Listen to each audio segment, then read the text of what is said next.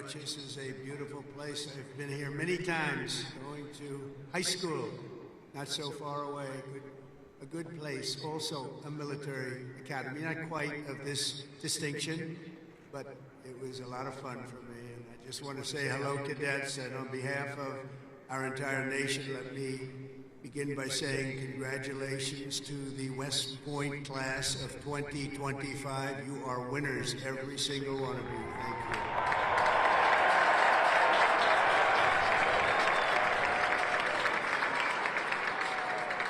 And now we want you to relax, and I'm supposed to say at ease, but you're already at ease. You're at ease because you've made a great choice in what you're doing. Your choices in life have been really amazing.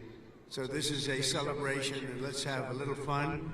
I want to thank your highly respected Superintendent, General Stephen Gillen, and he is really something. I got to know him backstage with his beautiful family, and his reputation, his wife is just incredible. His reputation is unbelievable, and thank you very much. And your daughter is a winner also, just like everybody out there, a real winner. Thank you. Thank you.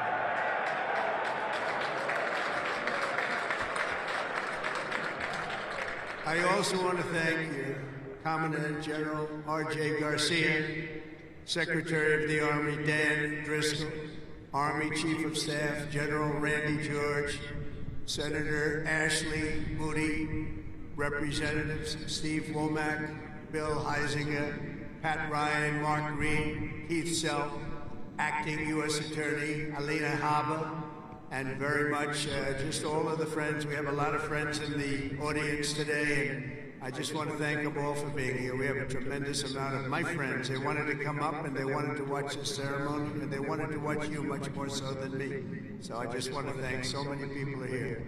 Over the past 4 years, an extraordinary group of professors, teachers, coaches, leaders, and warriors have transformed this class of cadets into an exceptional group of scholars and soldiers. And so let's give the entire group, the entire West Point faculty, staff, for their incredible love of you and outstanding devotion to the Corps. Let's give them a little hand.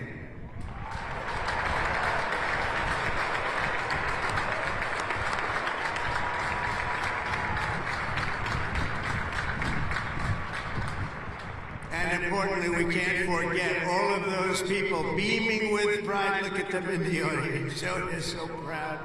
They're in the stands, so thank your parents, your grandparents, and family members who made this all possible for you. Thank you.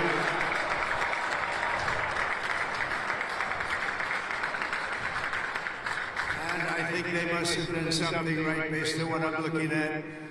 America loves our military moms and dads. Nearly 1/3 of the cadets graduating today are themselves the children of veterans. So to everyone with us this morning who served America in uniform, no matter your age, please stand so we can salute your service. We'd like to see who you are.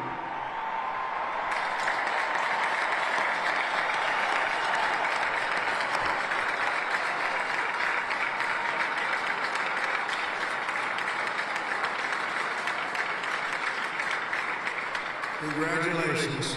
Great job. Every cadet in the field before me should savor this morning, because this is a day that you will never, ever forget. In a few moments, you will become graduates of the most elite and storied military academy in human history, and you will become officers in the greatest and most powerful army the world has ever known. And I know because I rebuilt that army, and I rebuilt the military.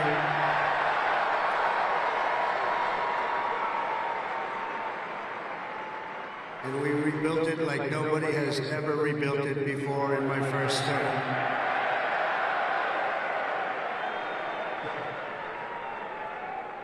Your experience here at West Point has been anything but easy.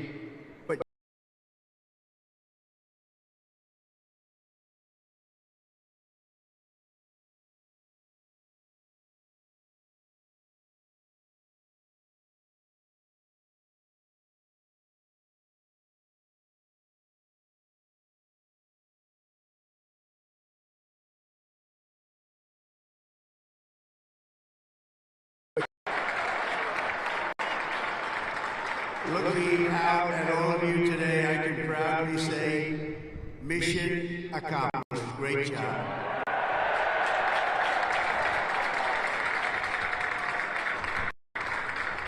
But now you have to go on. You have to forget that. Because now you have another. It's a sad thing, isn't it? You know, you can't rest on your laurels no matter what. You just have to keep going. You take it, you take a little day off, and you go on to the rest. Because you have to have victory after victory after victory. And that's what you're going to have as you receive your commissions as second lieutenants. Each of you continues down the same hallowed path walked by titans and legends of U.S. military law. Giants like Ulysses S. Grant, John Blackjack Pershing, Dwight David Eisenhower, the one and only Douglas MacArthur, old blood and guts George Patton, and Norman Schwarzkopf. So many more. They and countless other patriots before you have walked out of these halls and straight into history, and today you officially join those immortal heroes in a proud ranks of the long gray line. You know that term, so beautiful, the long gray line. Among the 1,000 cadets graduating today, 26 of you wear the prestigious Star Wreath, signifying the highest level of academic achievement. Please stand up. 26. Let's see if somebody stands who shouldn't be standing.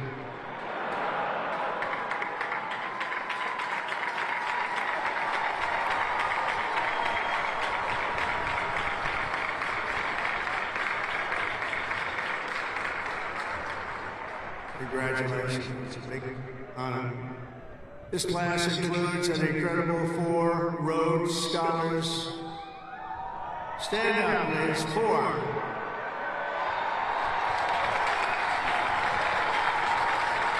Wow.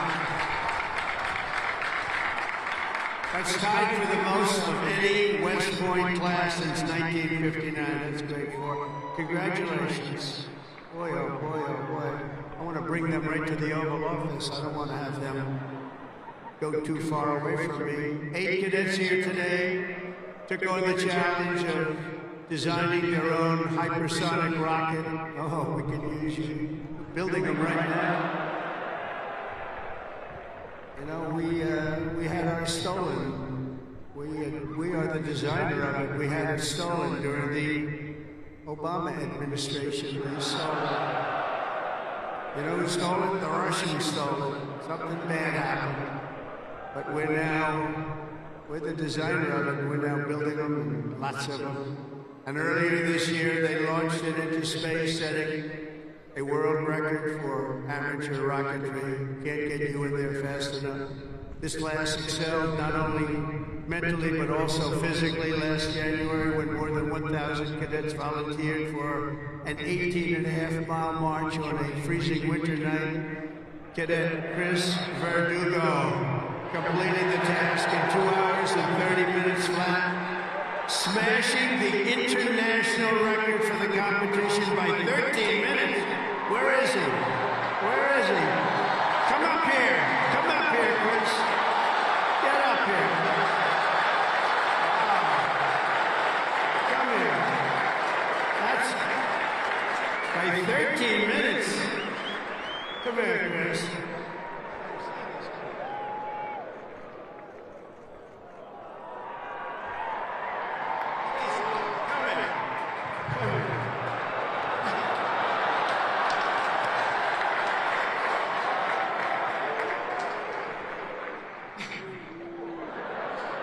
It's been a long 5 years, but I couldn't have done it with any of these guys.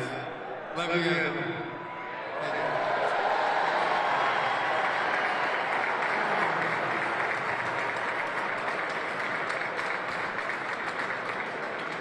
That's great. Keep it going, Chris. That really is a definition of Army strong, isn't it? International. International. This class includes 513 graduates who completed air assault school, 70 who completed airborne school, 8 who made it through the ultra-elite Army diver school, among the most difficult and grueling programs anywhere on Earth. That includes the first 2 women in West Point history to complete diver school, cadets Megan Cooper and Clara Saber. Where are you? Stand up.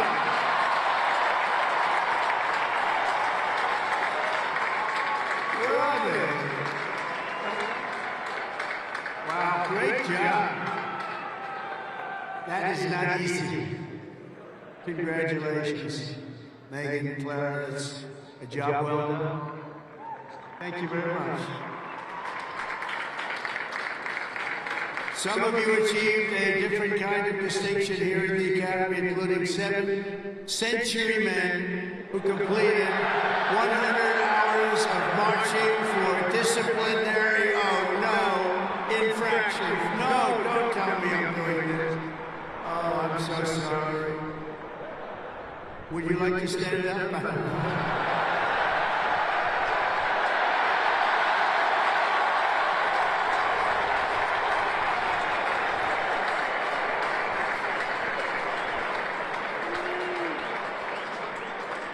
I think I saw Chris standing up. Chris, what's going on? Well, you had one good, one not so good, right, Chris? Can't believe Chris is standing up. But we want everyone to leave here today, Chris, so you're going to be okay, because I'm going to do something with a clean slate. So in keeping with tradition, I hereby pardon all cadets on restriction for minor conduct offenses effective immediately, so you're all okay.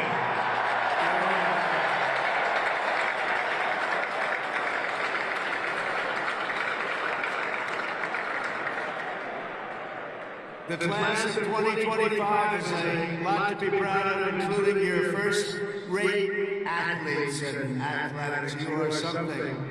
I've been watching too. I love the sports stuff. What you've done is pretty amazing. Last year, for the first time ever, Army lacrosse became the #1 ranked men's lacrosse team in the entire country.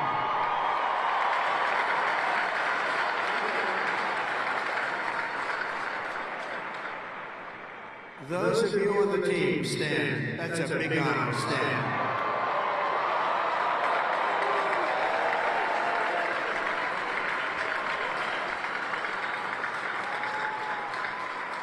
Great. That's a tough sport, too. That's #1 in the country. Your sophomore year, Army football beat Navy 2017. And the next year, you did it again, beating Navy 17-11 and dominating Air Force 23-3.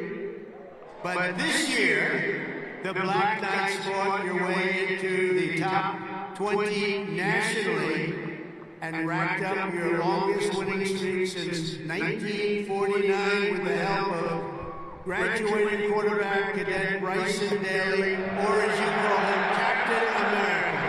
Captain America. Stand up, Bryson.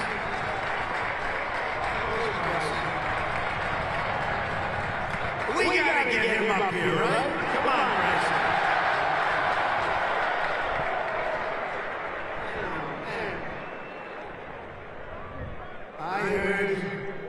I heard he's well, I came to a game and I said, yeah, he can get into the NFL, can, but he chose this life. You know what? I think he made a good choice. Come on up here, Bryson. Come on up. Wow.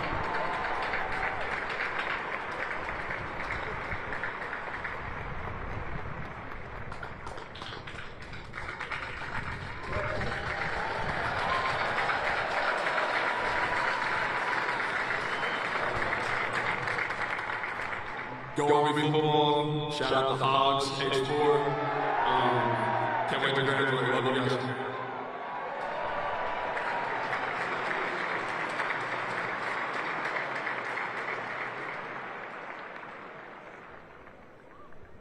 I just tapped his shoulders like I hit a piece of steel. That's in good shape. There's a reason, you know? There's always a reason for success. Thank you, Bryson. At a time when other top college quarterbacks were thinking about going pro, Bryce's mind was on something else. As he told an interviewer earlier this year, I'm focused on my career as an infantry officer. That's what he wants to do. So Bryson, you did the right thing. That service at its finest. Thanks, Bryson.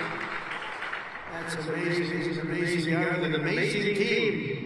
Each of you on the field today is among the most talented members of your generation. You could have done anything you wanted. You could have gone anywhere. You could have gone to any school. This is one of the hardest schools to get into.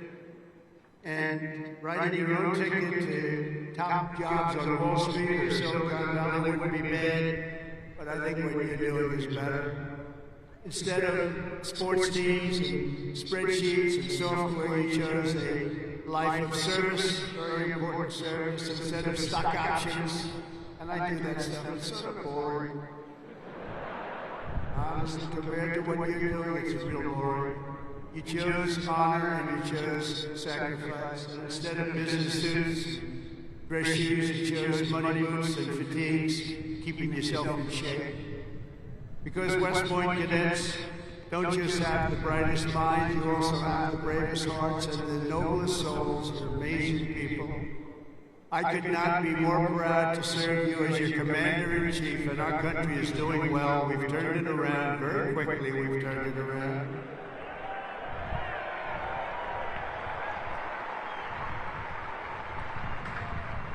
I just got back from the Middle East, and I was at, as you know, Saudi Arabia, Qatar, UAE, and I will tell you, they said, all three leaders, great leaders of those three nations, they all said the same thing. The United States of America is hotter now than we've ever seen it, and a year ago, it was as cold as it gets, and it's true. It's true. We have the hottest country in the world, and the whole world is talking about it. That's an honor for all of us. I cannot wait to see the glory that is still ahead. However, for the West Point class of 2025, and we're going to help you a lot because we're going to give you a nation as good or better than it ever was. That's what I promise you.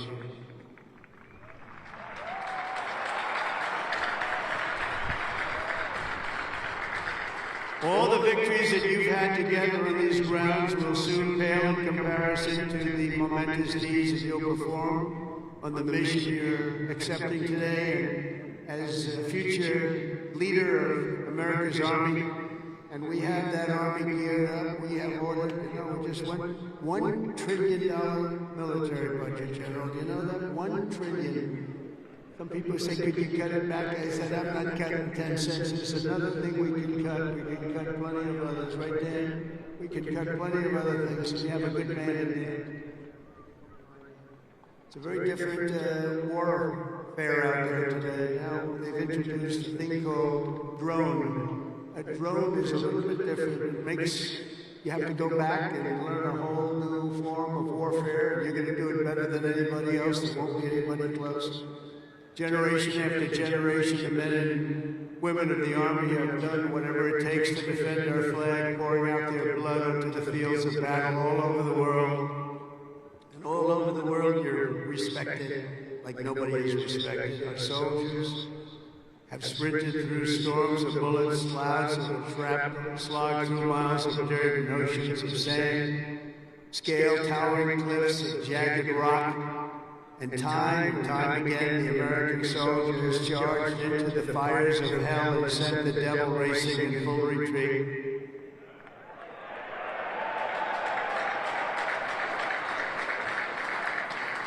No task has ever been too tough for America's Army, and now that 250-year legacy of glory and triumph belongs to you.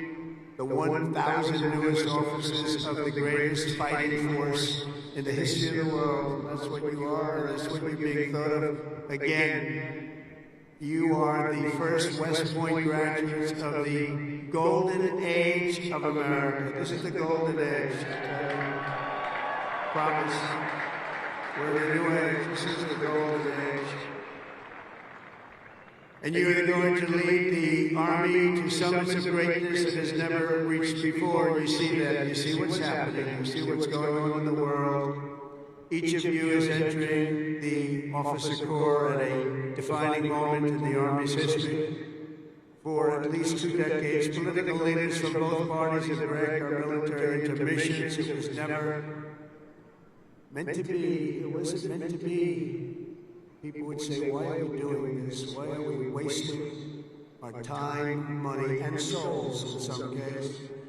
They sent our warriors on nation-building crusades to nations that wanted nothing to do with us, led by leaders that didn't have a clue in distant lands, while abusing our soldiers with absurd ideological experiments here and at home. All of that's ended, you know, all of it's ended. It's ended strongly. They're not even allowed to think about it anymore. They subjected the armed forces to all manner of social projects and political causes, while leaving our borders undefended and depleting our arsenals to fight other countries' wars. We fought for other countries' borders, but we didn't fight for our own border, but now we do, like we have never fought before. But under the Trump administration, those days are over. We're getting rid of the distractions and we're focusing our military on its core mission, crushing America's adversaries, killing America's enemies, and defending our great American flag like it has never been defended before.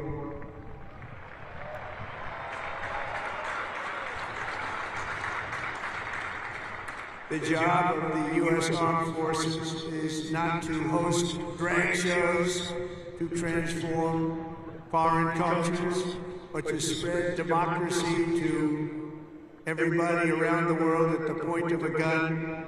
The military's job is to dominate any foe and annihilate any threat to America, anywhere, anytime, and any place.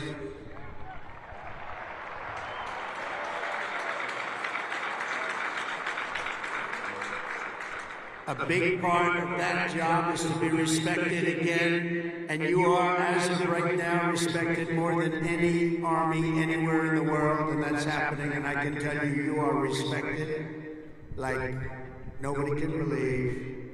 As president, I am laser-focused on our core national interests. My preference will always be to make peace and to seek partnership, even with countries where our differences may be profound. As you know, we're working on a lot of things right now. When I left office 4 years ago, we had no wars, we had no problems.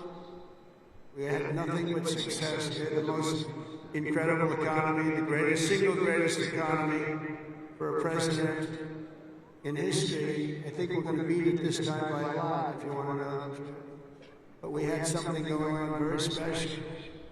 But if the United States or its allies are ever threatened or attacked, the Army will obliterate our opponents with overwhelming strength and devastating force. That's why my administration has begun a colossal buildup of the United States Armed Forces, a buildup like we've never had before. Peace through strength. You know the term. I've used it a lot.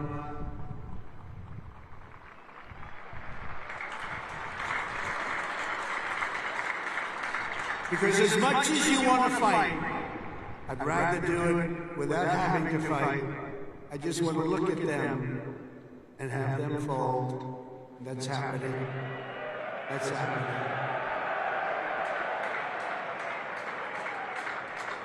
And I've approved a $1 trillion investment, and that will be, again, the largest ever in the history of our country.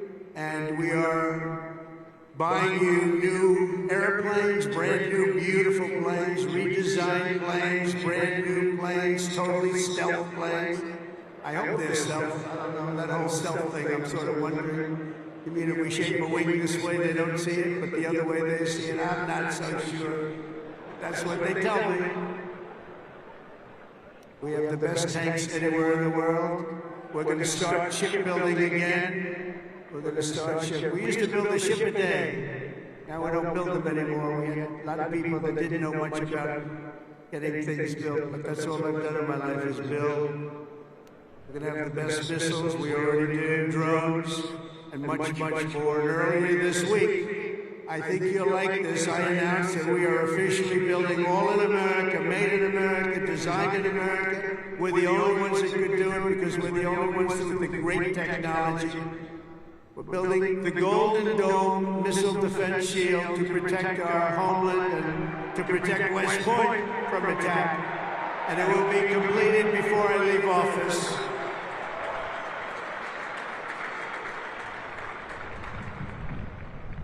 And you know, you wouldn't think this, but our enemies are very unhappy about it.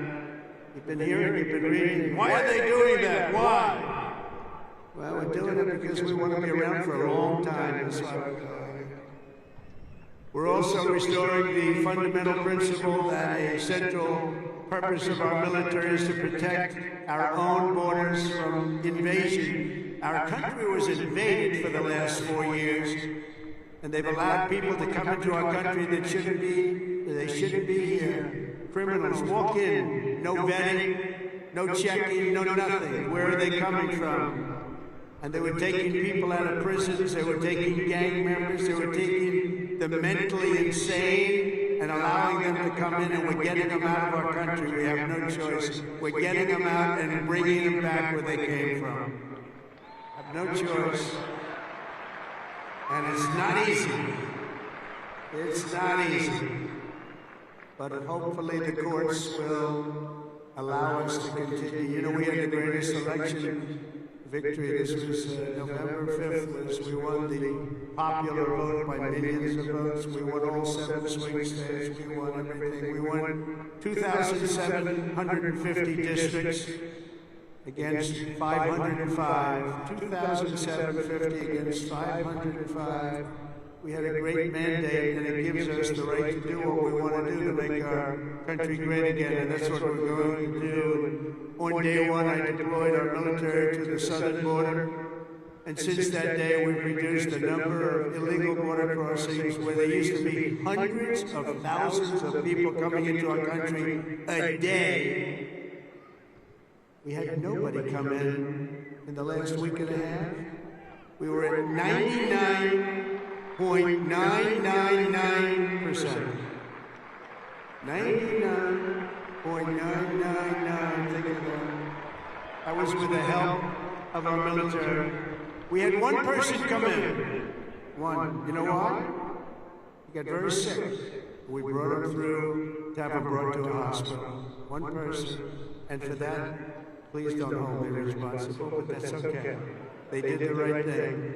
Gone are the days where defending every nation but our own was the primary thought. We are putting America first. We have to put America first. We have to rebuild and defend our nation.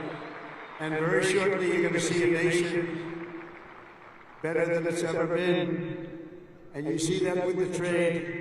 For years we've been ripped off by every nation in the world on trade. We've been ripped off at the NATO level.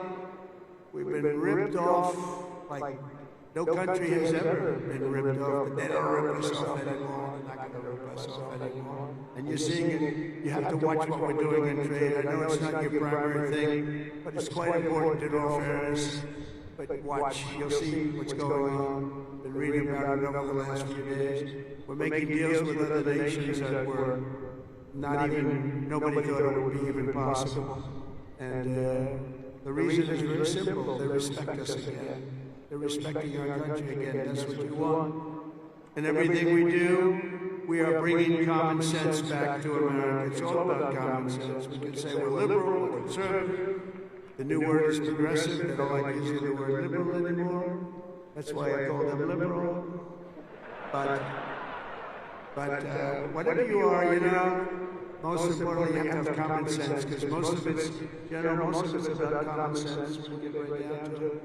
And we have a lot of people with a lot of very smart people, but they have to have common sense. And we've liberated our troops from divisive and demeaning political trains. There will be no more critical race theory or transgender for everybody forced onto our brave men and women in uniform or on anybody else for that matter in this country. And we will not have men playing in women's sports, if that's okay.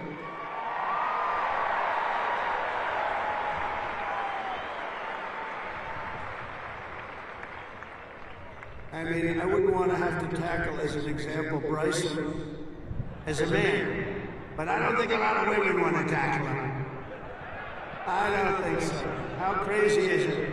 Men playing in women's sports, how crazy is it? So ridiculous, so demeaning to women. And it's over, that's over. We've ended it. And promotions and appointments will not be based on politics or identity, they'll be based on merit. We won that case in the Supreme Court of the United States. We're allowed to go back to a system of merit. We're a merit-based country again today.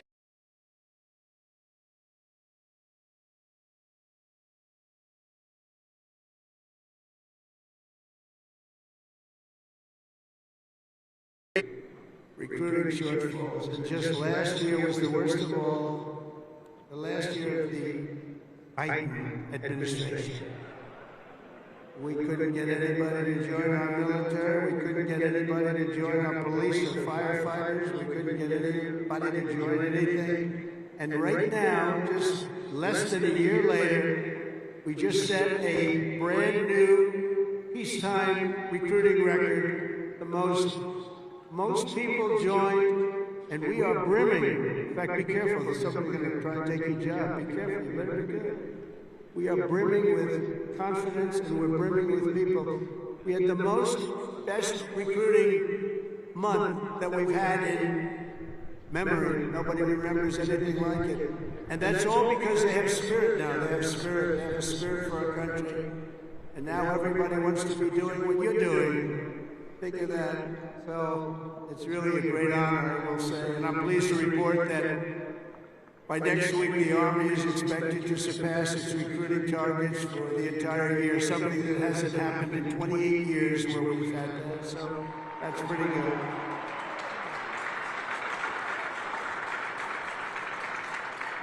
And it's nice to know that you're doing something that everybody wants to do, isn't it? Really nice. I hated to hear that. During the campaign, I was hearing that we couldn't get people to enlist, but now we're getting people.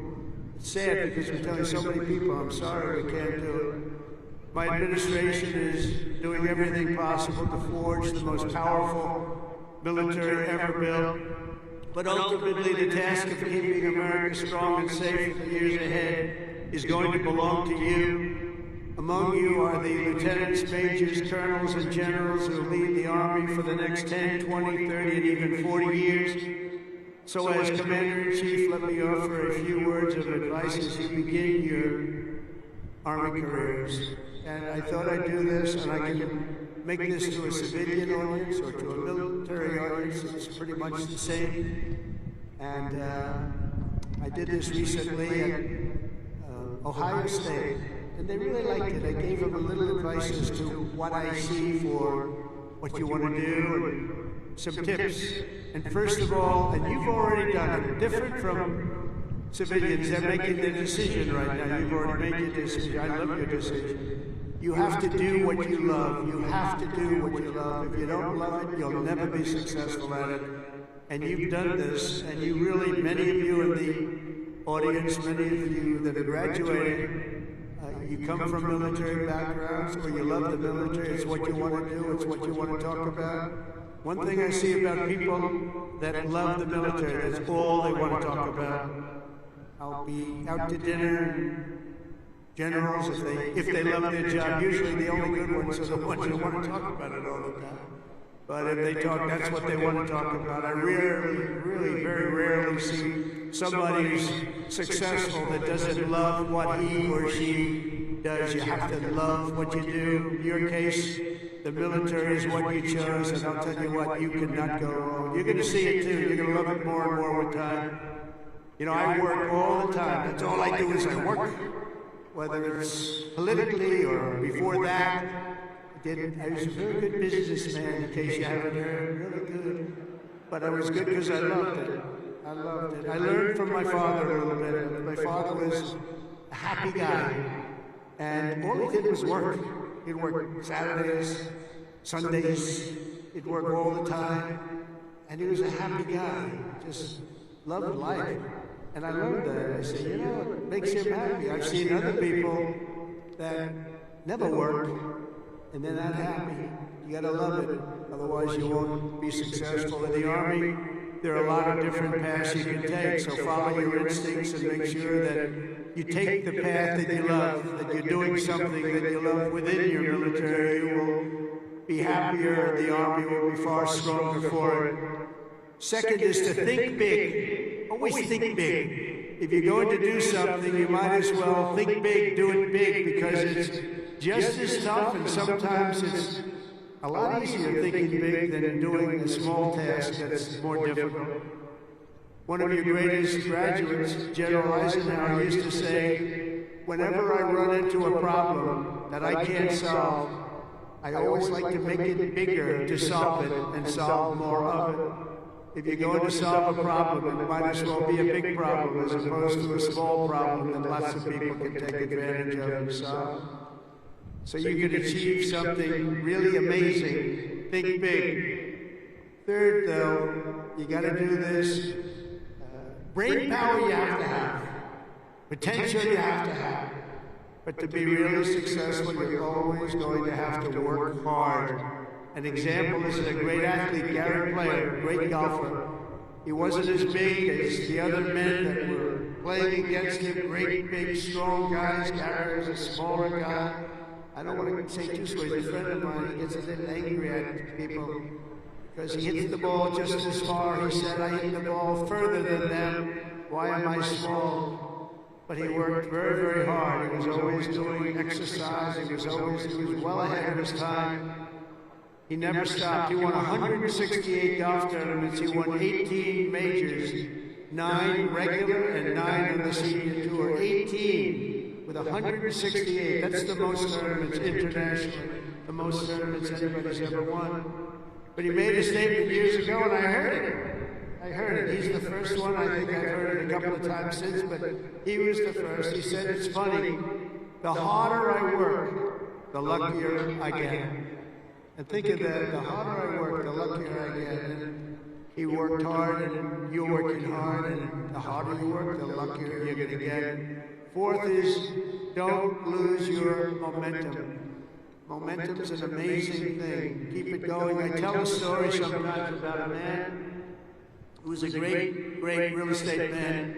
It was a man who was admired for real estate all over the world, actually, but all over the country.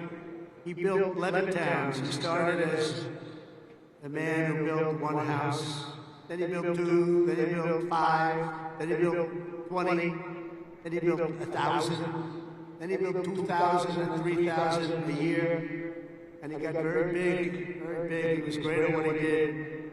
You see him all over the country, still 11 towns. This was a long time ago, but he was the first of the really, really big home builders. And he became very rich. He became a very rich man.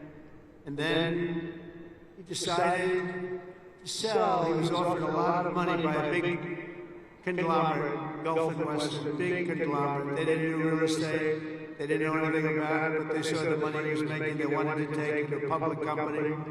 And they gave him a lot of money, tremendous amount of money, more money than he ever thought he'd get. And he sold his company, and he had nothing to do.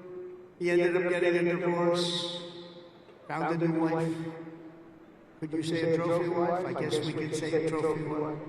It didn't work out too well, but it doesn't work out too well. I must tell you, a lot of trophy wives doesn't work out. But it made him happy for a little while at least. But he found a new wife. He sold his little boat. He got a big yacht. He had one of the biggest yachts anywhere in the world. He moved for a time to Monte Carlo, and he led the good life. And time went by, and he got bored. And 15 years later, the company that he sold to called him, and they said, the housing business is not for us. You have to understand, when Bill Levitt was hot, when he had momentum, he'd go to the job sites every night, he'd pick up every loose nail, He'd pick up every scrap of wood. If there was a bolt or a screw laying on the ground, he'd pick it up and he'd use it the next day and put it together a house. But now he was spoiled, and he was rich. He was really rich. And they called and they said, "This isn't for us, this business. We do other things. Would you like to buy it back? We'll sell it back to you cheap." And they did. He bought it. He bought it. He thought he made a great deal, and he was all excited. But it was 15 years later. He lost a lot of momentum. Remember the word momentum. And he lost everything. It just didn't work. He lost everything. And I was sitting at a party on Fifth Avenue one night, a long time ago, and yet the biggest people in New York, the biggest people in the country, were all in that party. They were all saluting each other, how great they were. They were all telling each other, "I'm greater than you." Gets me really, gives you a headache sometimes. But they had all these people that are telling their own stories about how fantastic a cocktail party, and I looked over, and I was doing well. I was invited to the party, so I had to be doing well. I was very, very young. But I made a name in real estate, and I looked over, and at the party, sitting in the corner all by himself, nobody was talking to him, was Mr. Levin. He had just gone bankrupt, lost everything. He lost everything. His home, everything. And I went over and talked to him because he was in the real estate business, and I love real estate. I said, "Hello, Mr. Levin, how are you?" He said, "Hello, Donald, it's nice to meet you." He knew me from being in the business. I said, "So how's it going?" He goes, "Not well. It's really not going well, as you probably read. It's been a very, very tough period for me, son." I said, "So what happened? Is this anything you can do?" He goes, "No, there's not a thing I can do." He said, "I'll never forget." He said, "I've lost my momentum. I just didn't have it. I used to have it, but I lost my momentum." So it's a story I tell, and you have to know when you have the momentum, but sometimes you have to also know when you've lost the momentum. And leaving a field sometimes, leaving what you're doing sometimes is okay. But you gotta have momentum, but you have to know that momentum is gone. You have to know when to get out. And it's a very sad story. I remember that story so well, like it was yesterday. Fifth, you have to have the courage to take risks and to do things differently. Eisenhower again was threatened with court-martials as a young officer for advocating a new doctrine of tank warfare. Billy Mitchell was thrown out of the Army for pioneering the use of air power. They said, "What do you mean air power? Don't be ridiculous." People willing to try and do things differently. It's never going to be easy for them, but they're the ones that are going to really do the important things. They're the ones who are going to make history. So don't be ashamed and don't be afraid. This is a time of incredible change, and we do not need an officer corps of careerists and yes men and people that want to keep it going the way it's been, because it changes rapidly, especially what you're doing. Because believe it or not, you're in a business profession where things change as rapidly like warfare, the type of warfare. Unfortunately, we're getting to see it with Russia and Ukraine, and we're studying it, and it's a very terrible thing to study, but we're seeing the different forms of warfare. We're seeing the drones that are coming down at angles, and with speed and with precision. We've never seen anything like it. Never seen anything like it, and we're learning from it. But your profession changes very rapidly. You've got to be at the top of it. You've got to be right at the head of the needle. We need patriots with guts and vision and backbone who take personal risks to ensure that America wins every single time. We want to win our battles. You know, I defeated ISIS in 3 weeks. They told me it would take 5 years. And the general that did it, you know that story, was named Raisin Cane. His name is Dan Cane, but his nickname was Raisin Cane. I said, "Your name is Raisin Cane. I love that. Is that a nickname?" That's what they call me, sir. "I love you, General. I think you're the guy I'm looking for.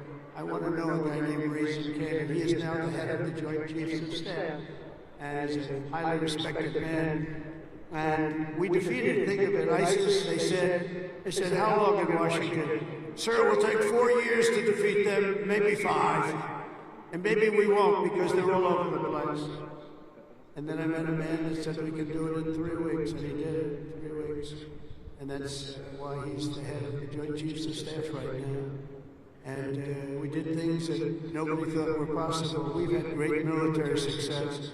When you have the right leader and you have the right people, we have the right people, you can have tremendous success. Sixth, never lose your faith in America and the American people, because they're always going to be there for you. I went through a very tough time with some very radicalized, sick people. And I say I was investigated more than the great, late Alphonse Capone. Alphonse Capone was a monster. He was a very hardened criminal. I went through more investigations than Alphonse Capone, and now I'm talking to you as president. Can you believe this? Can you believe it? So you gotta fight hard, you gotta never give up, and don't let bad people take you down. You gotta take them down. A lot of bad people out there. Those people, you have to figure it out. But you also have a lot of great people. Finally, hold on to your culture and your traditions, because that's what makes something really great. And that's what's made the Army great. The culture and the tradition. Whether we're talking about a battalion, a business, a sports team, or even a nation, history has shown that in many ways culture is destiny. So do not let anyone destroy the culture of winning. You have to win. Winning is a beautiful thing. Losing, not for us. Not for us. Not for everybody here. If it was, you wouldn't be here. From the earliest days of our nation, this supreme tradition of American military service has been passed down from soldier to soldier and generation to generation, and it's a beautiful thing to watch. Graduating today is Cadet Ricky McMahon, Ricky's great-grandfather. Stand up wherever you are, Ricky, because you're going to like this. Ricky's great-grandfather served in World War I. His grandfather served in World War II. And his uncle, father, and mother all graduated from West Point. Where is Ricky?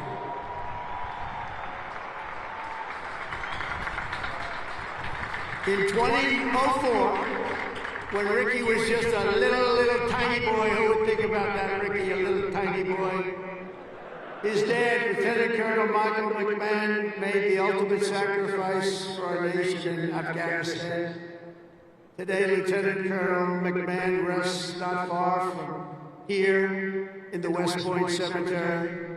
Last year, 2 decades after losing his father, Ricky placed a gold chip from his dad's 1985 class ring into a crucible along 87 other rings were with it of past West Point grads that were melted down to forge those now worn by the class of 2025. You all know that? You know what you wear? I want one. Ricky, I want one. Each of you will carry Michael's memory with you always as you continue the legacy he gave you. It gave you something that would be so proud. He would be so proud. He is proud. As he looks down. To Ricky and his mom, Jeanette, you embody what this place is all about. And I know Michael, he's up there. He's smiling broadly. So proud. He's so proud of you today. You know that. And he's a man that couldn't be, and he is a man that couldn't be more proud. And I want to I just love that story. Everybody's ring, they're going to remember you, they're going to remember your family, and most importantly, you're going to remember a great tradition. It's a great tradition of West Point and of winners. Thank you very much. It's great to meet you. Thank you. You can sit down. You want to come up? If you want to come up, come on, come on. Come on.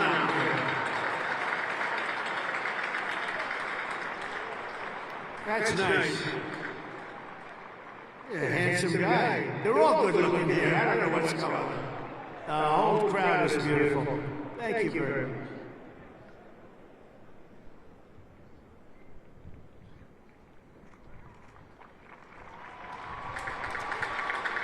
I'd like to thank my mother, I'd like to thank my family, and I'd like to thank G3, Go Gophers.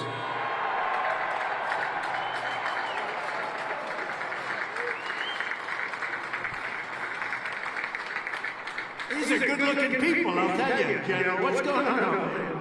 Look like all a bunch of male models. I can't stand it.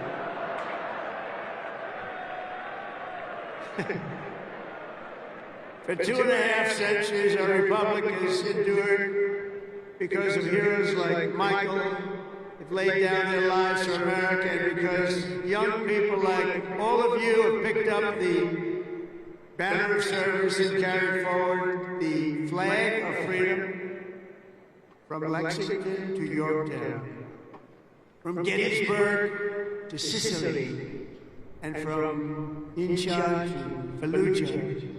America has been won and saved by an unbroken chain of soldiers and patriots who ran to the sound of the guns, leapt into the maw of battle, and charged into the crucible of fire to seize the crown of victory, no matter the odds, no matter the cost, no matter the danger. All over the world, our soldiers have made sacred the ground where they shed their blood, showed their valor. From Seminary Ridge to San Juan Hill, Bellawood, Omaha Beach, Leyte Gulf, Ardennes Forest, Chosen Reservoir, all over, and even a place called Pork Chop Hill. And in all of those battles and so many more, some of the best, brightest, and bravest have come from right here at the U.S. Military Academy at West Point, one of the great fabled places anywhere in the world. America's Army has never failed us, and with leaders like the West Point class of 2025, the Army will never fail. We will never let you down.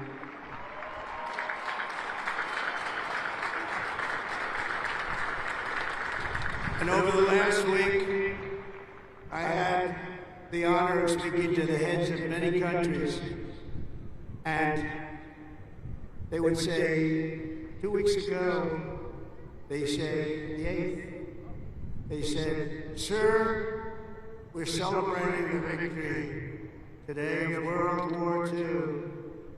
And I said, "Wow, that's nice." Then I'd call another one, unrelated. "Sir, we're celebrating the victory of World War II." Then I called out President of France or something, also unrelated. He said, "Sir, we're celebrating our victory over World War II." I said, "Whoa, what happened here?" We helped them a lot. And I had this. Russia talked to Putin about ending that terrible war that's going on. And he said they're having a big victory march. And they did lose, in all fairness, 51 million people. But they were all celebrating. The only country that wasn't celebrating was the United States of America. And I said, "Isn't it amazing? We were the ones that won the war.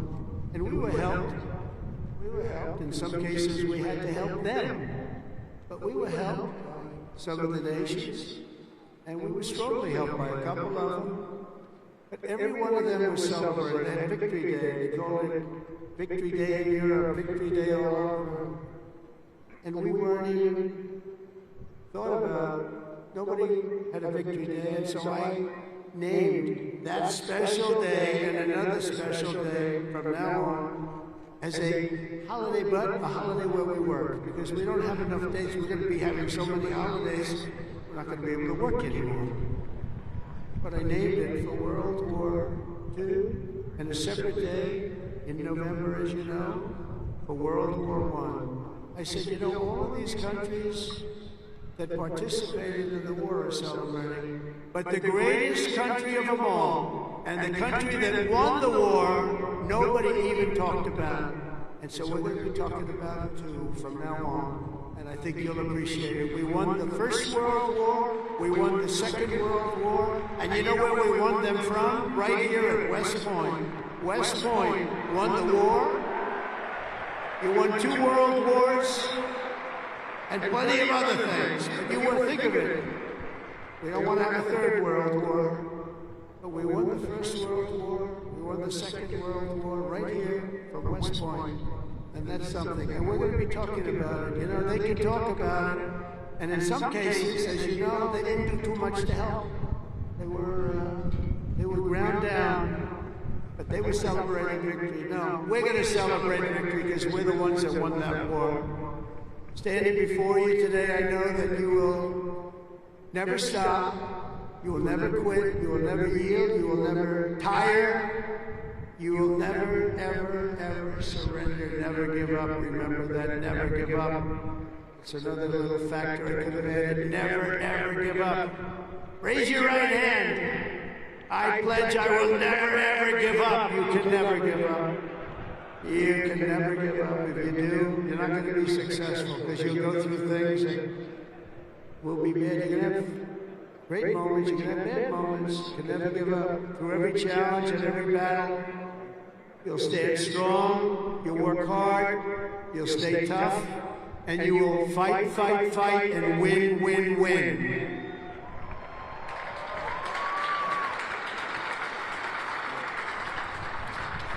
So I want to just congratulate you all. I'm going back now to deal with Russia, to deal with China.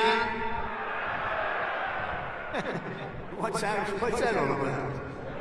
That's a ditch. And to get you lots of victories. So we're going to keep winning. This country is going to keep winning, and with you, the job is easy. I want to thank you all. Congratulations to the class of 2025. God bless you all. Incredible people. Thank you very much, everybody.